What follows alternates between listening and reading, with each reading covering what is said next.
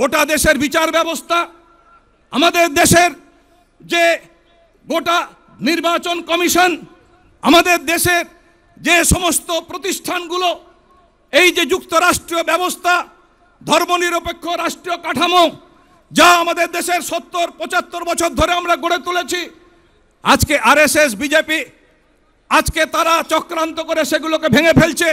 সেখানে BJP RSS এর অনুগামীদের ঢোকানো হচ্ছে এবং গোটা দেশে আজকে স্বৈরতন্ত্র ফ্যাসিবাদ আজকে মাথা তুলছে। আজকে কলেজ বিশ্ববিদ্যালয়ের ছাত্ররা আজকে তাদের উপরেও আজকে সংঘ পরিবার আজকে আক্রমণ নামিয়ে এনেছে। তাকিয়ে দেখুন দিল্লির দিকে, তাকিয়ে দেখুন ওই আমাদের রাজ্যে যাদবপুরের দিকে, তাকিয়ে দেখুন প্রেসিডেন্সির দিকে। তাদের চিন্তা ভাবনার মধ্য দিয়ে গোটা দেশকে বিষাক্ত পরিবেশ তারা তৈরি করছে। এর মধ্য দিয়ে আজকে আমাদের দেশের যে ধর্মনিরপেক্ষতা, আমাদের দেশের মানুষের ঐক্য, শ্রমজীবী মানুষের ঐক্য, শ্রমিক কৃষকের ঐক্য আজকে ভয়ঙ্করভাবে বিপদাপন্ন।